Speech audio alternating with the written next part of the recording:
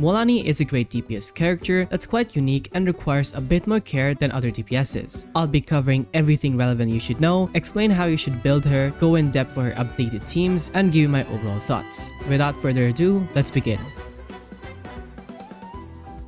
Let me just give you a quick overview of how you'll be playing Mualani. When you're playing her, if you need to swirl Hydro or activate a set, just apply some Hydro with Mualani. If not, just go ahead and use all your other characters, and after you're done using your other party members, you switch back to Mualani. Use her skill, run into enemies, wait for this bar to have 3 sacks, and then normal attack. Repeat until it's all over, and then you burst in the end.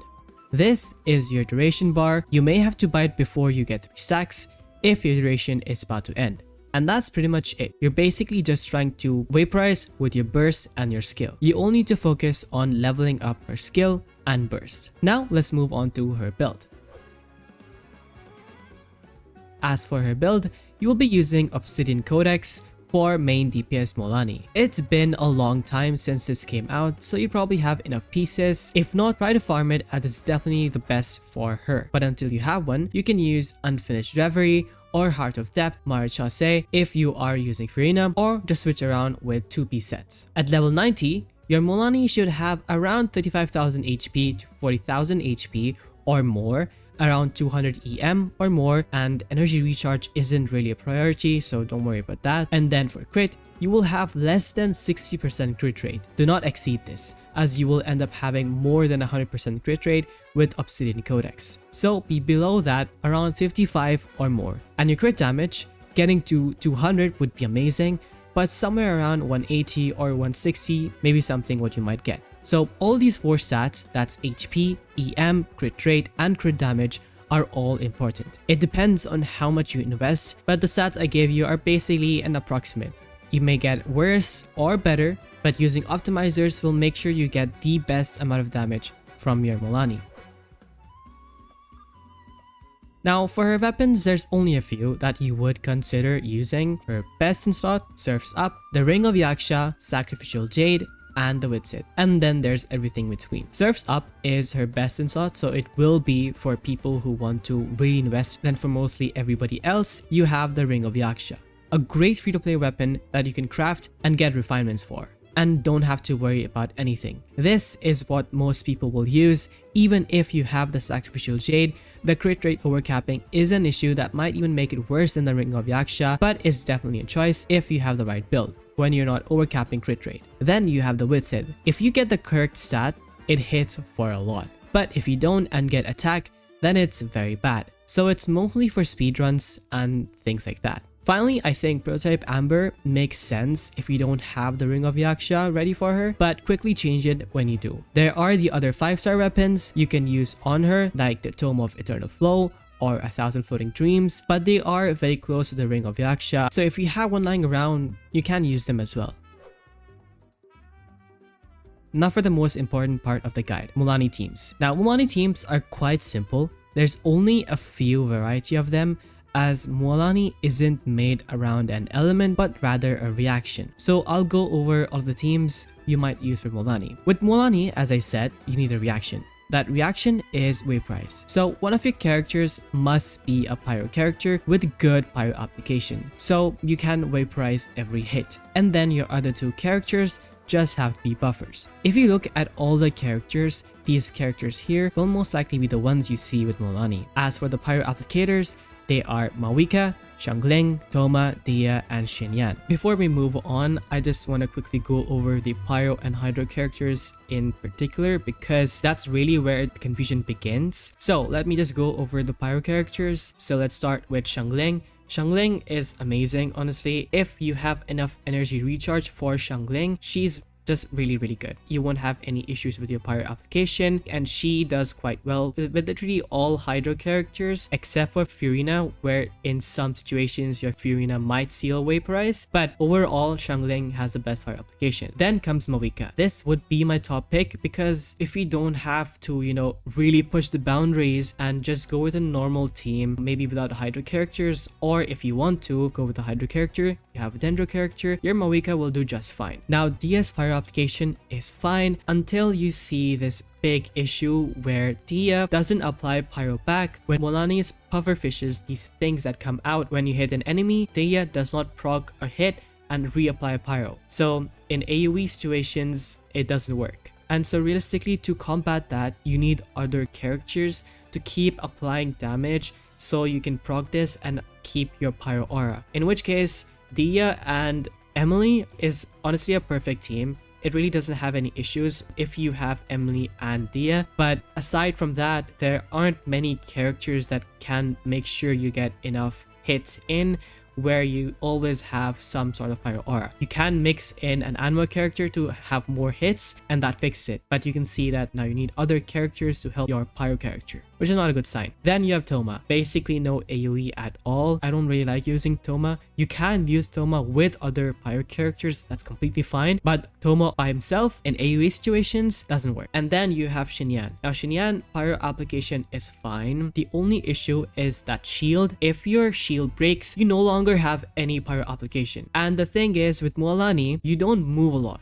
right? And so you really can't dodge anymore, and if you dodge, your duration ends, and that's something you don't want to do. So Xinyan can lose her pyro application very easily. You have to restart again and again. And now let's talk about the Hydro characters. Yelan and Sincho are easy to deal with. You only need some pyro applied after, or having one single Dendro character is enough. It's not that hard to get rid of Yelan or Sincho's Hydro. With Sincho though, when you use his skill and you run into enemies, you will reapply the Hydro, which can be an issue. So you may not want to use his skill as often. So you might need more energy recharge on Sincho in that case. So I would recommend using Yelan almost always. With Mona, it's fine as well.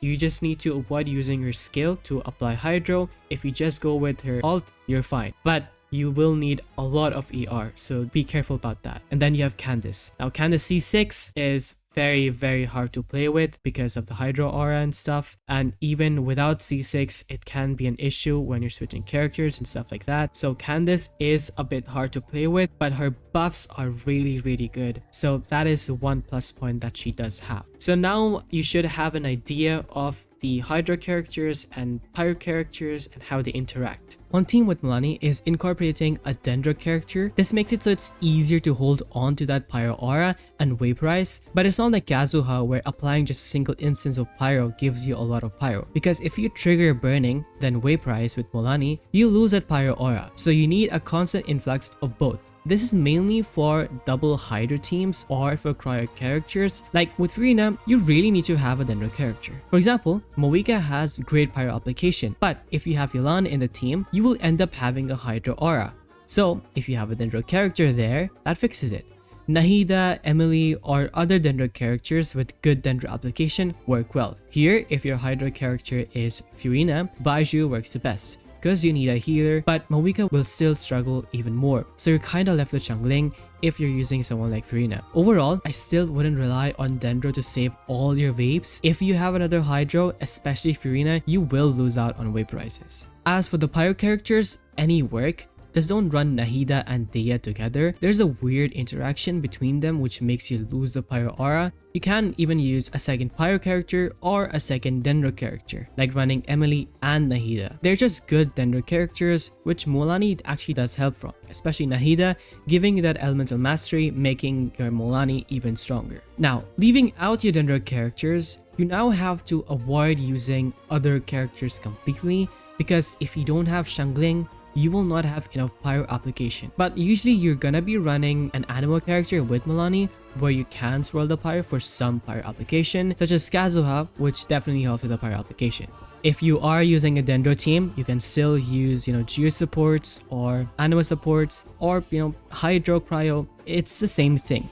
But in non-Dendro teams, well, in that case, you need to think more when you are using a Hydro character. Furina will take a lot of your vaporizes, and Xiangling has a lot of Pyro application, but still you can get unlucky and lose out on your vapes. So I wouldn't recommend using Furina without, a Dendro character and Xiangling. Maybe you don't even want to use Furina at all because it is a lot of RNG involved. And you can just go with a simple team where you have an Anemo Swirler and Geo supports. or basically leaving Hydro or Cryo altogether to simplify your reactions. Mualani teams are very simple mostly, but they get a bit complicated when you have Hydro characters because they mess up with your Pyro aura, and so you need other characters to combat that. But the thing is, they provide you a lot, like the HP bonus is pretty big, so that's why people even consider using Hydro characters in the first place. So, you have to do other stuff. As for non-vaporized teams, I wouldn't really recommend them because even her own best in slot is made for vaporize. But a team like this with Escoffier, Furina and Setlali, well, this seem will clear. But it's mainly because of how broken Escoffier is. Yes, Mualani's extra damage is great here, but she doesn't shine as much. If I try to use a mono Hydro team, it feels worse. So what's saving Freeze in that case are really the sub DPSs. And all of your EM stats are now useless. So it's really unrealistic for you to begin, building your Mualani just for Freeze teams. That just doesn't make a lot of sense to me. Now for Mualani's value as a character, she's been compared to Neuvillette a lot, which is fair as a Hydro main DPS HP percent scaling character, but they're different in the way they are played.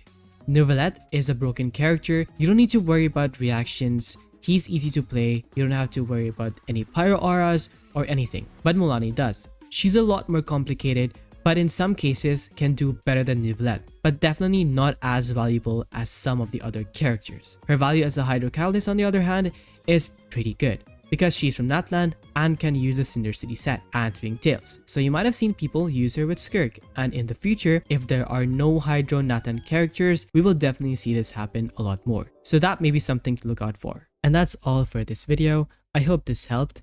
If you have any questions, suggestions, do let me know and I'll try to answer them whenever I see them. So that's all, and yeah, I'll see you guys next time. Bye.